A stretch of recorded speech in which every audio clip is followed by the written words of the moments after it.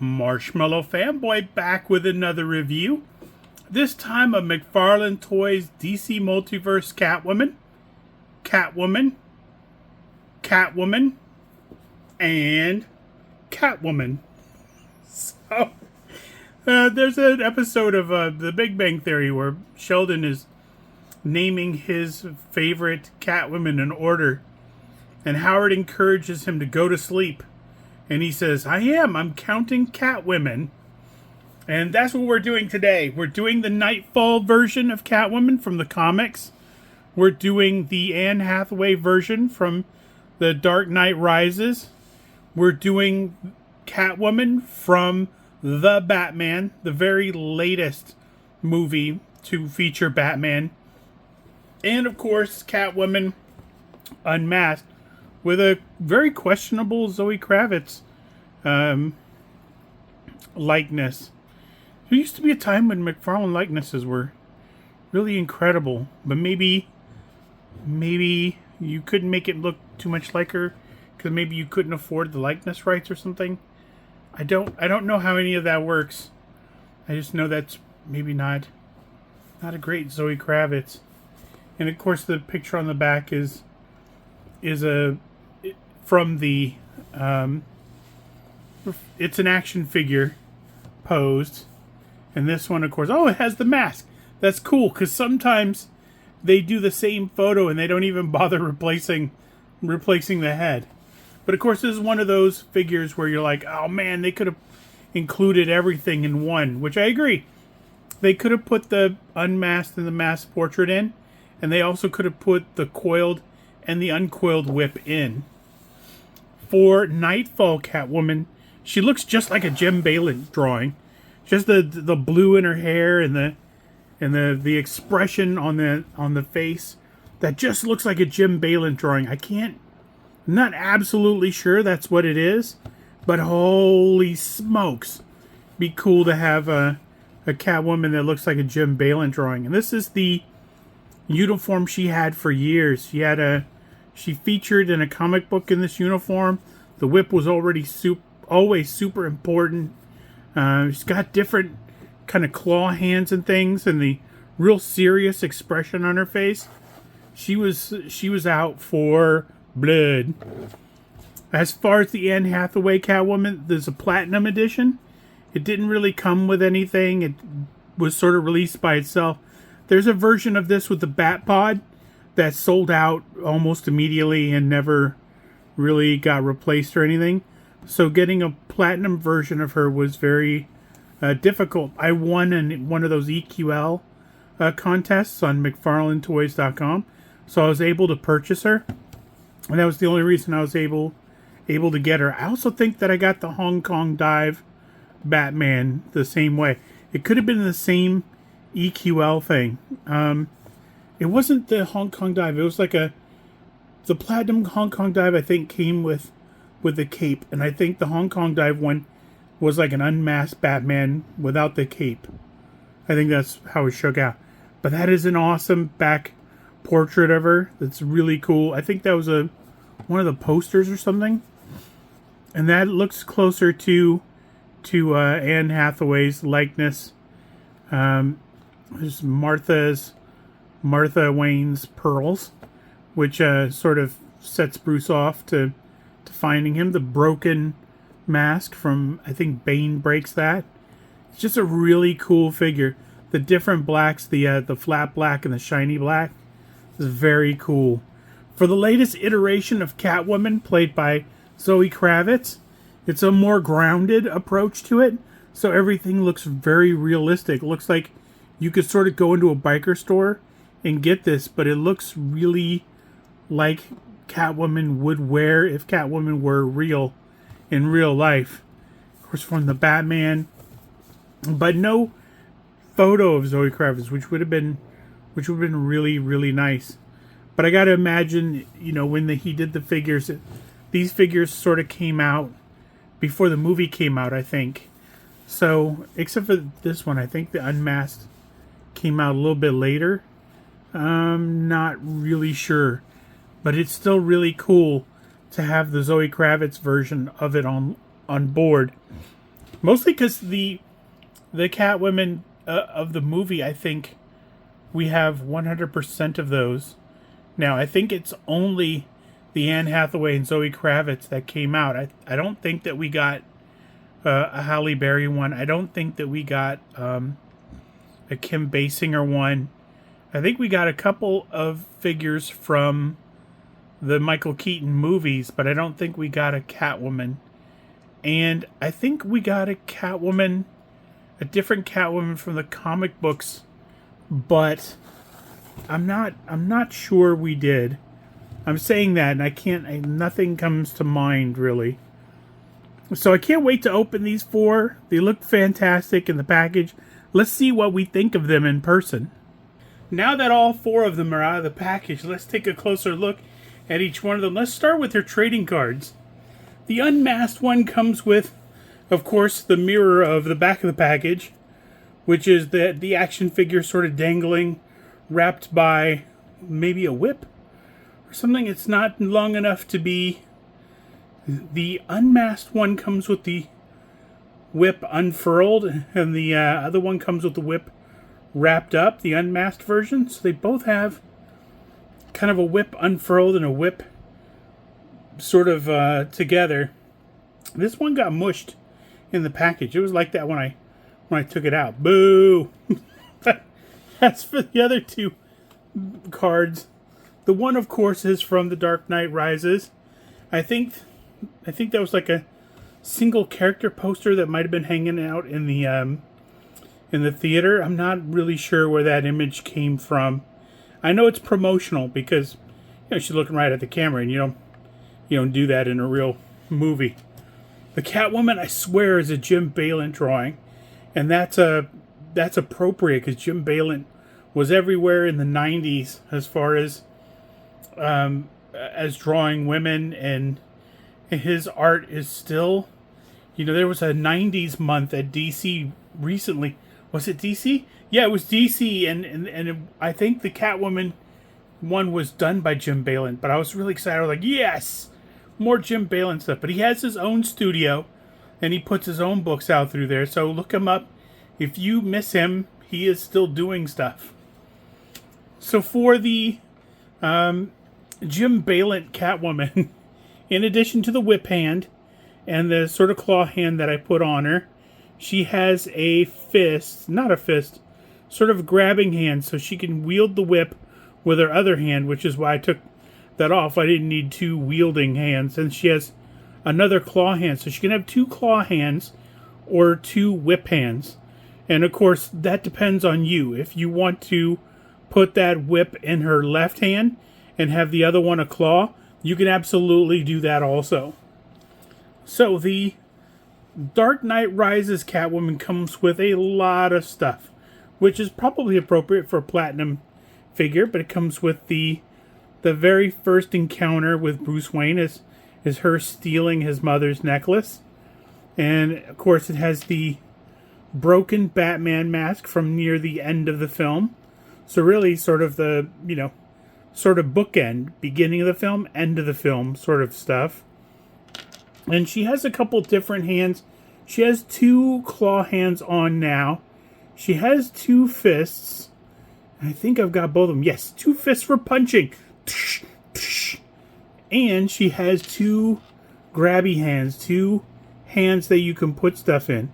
She doesn't come with anything to put anything in, but I know that she, that she's Catwoman and stuff. But she did have a gun at some point in the movie, so it would have been cool to have a Selina Kyle pistol. I know that wasn't what she used. I don't even remember if she fired it, but she had one in that scene in the restaurant or something. Anywho, let's start with the Zoe Kravitz Catwoman. Of course, they're both wearing the exact same outfit. No variation in either one. One has the whip unfurled. The one has the whip coiled. And of course, the different head sculpts. One with the mask up and one with the mask deployed. It's not a bad face print. It just doesn't look like Zoe Kravitz. And that's too bad because she was awesome in the movie. really deserves to have a really nice figure with a nice likeness. I think there was a gold or a platinum Catwoman that came from the Batman, but I can't remember what that would have been, because we have, I guess it could have been one with her likeness without half a mask. This could be mask, partially unmasked, and then there could be a fully unmasked version. I'm just not sure. But if you liked the Batman, and who didn't, it was good. I understand there's some people were like, oh man, it should have ended when, this happened, and it shouldn't have been some weird flood thing. I get it, but you did get to see an extra side of Batman that you hadn't seen, but better, you got to see an extra side of Catwoman you hadn't seen before. These characters are completely unique in the movie. They don't sort of retread over old versions of themselves, and that it was successful. I can't wait for the second one, though. I don't know if it's even started filming yet or what the deal is with that, but I'll put these guys back here. Oh no! Unmasked Catwoman! And it has a tricky ankle, but thankfully she has flat feet. She has sort of a high heel, but that high heel isn't necessarily kind of like a stiletto. She can balance on the entire flat of the bottom of her foot, whereas the rest of the Catwoman I'll be reviewing all have the stiletto heel.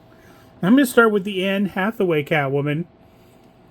This is probably my favorite Catwoman in a Catwoman movie if I had to rank them. Because it's a one shot. It's a one and done. Like, you're never going to see her again. That was a trilogy. She ended the trilogy. There was a complete story arc there and with her, and it was really great. And it's a little bit of wish fulfillment for Alfred, who sort of wants to find Bruce somewhere, and at the end, when it looks like maybe he's died, Alfred gets his wish and he sees him and he's with Selina.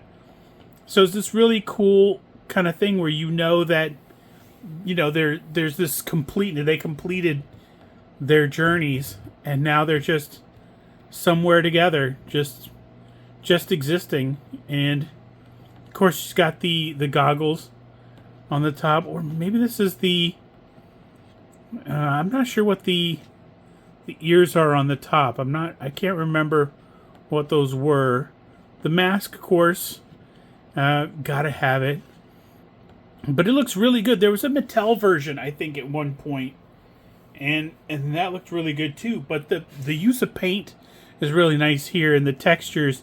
You can see sort of this waffle pattern on the suit, and it's a dull black. It's a flat black, and then the parts that should be shiny are shiny and really nice. The gloves, the belt, the boots, the mask. It's just really great, and it's a pretty good Anne Hathaway likeness, I believe. I'm not sure. It's hard to pull likeness from the full mask, but maybe that's part of the allure of it. That hey, the face is partially hidden, so yeah, it's a great likeness, and that could be that for the masked version of Zoe Kravitz. You could look at the masked version and go, yeah, that's a good likeness, even if it really isn't. For the Jim Balent Catwoman, man, no notes.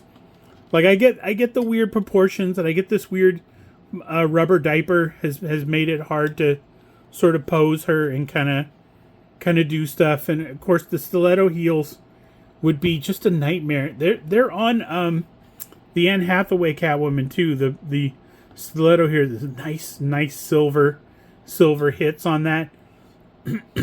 So it's flat black, shiny black, and that hit is silver. But the other Catwoman, the Zoe Kravitz one does have the kind of the rubber diaper overlay, but it's less sort of obnoxious because it's that flat black. And the Anne Hathaway one doesn't really have, the crotches area is kind of appropriately sort of small and doesn't look like there's an overlay or anything in there. But it, so I get the complaints with the with this part. It's a little awkward, and I wish it more looked like the Anne Hathaway Catwoman. But man, does this look like it came right out of a comic book?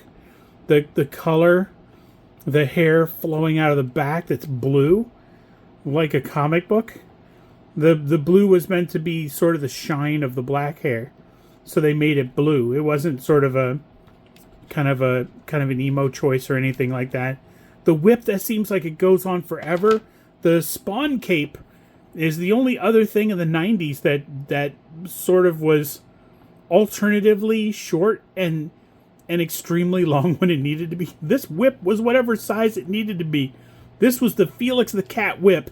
You would just take it out, and then that thing you could swing around the city on this, or you'd have a very short whip that you could do whatever with, and that was perfectly fine back then. Of course, the high heeled boots with the high leg. What do you call the thigh high boots? Thigh high boots, and the gloves that end right at the bicep. It was very, very 90s and very cool. I'm glad that McFarlane got this in before he went. But it's super cool. But those are all the Catwoman. 4 Catwomen. I'm a Catwoman fan. I don't necessarily have any problem with any one of them. Is there a version I wish I had? Sure, the Kim Basinger one. Yeah, that very first film version, that would be cool. I'd also love to have a Halle Berry one. I know the movie didn't do real well, and I know it's a fairly unpopular movie, but it would still be a really great action figure, I think. But I'm happy with the amount of Catwoman we're getting. I mean, now that we got a 7-inch Adam West Batman, it wouldn't be out of hand for McFarlane to do more Batman, classic Batman, in the 7-inch, including Eartha Kitt and Julie Newmar.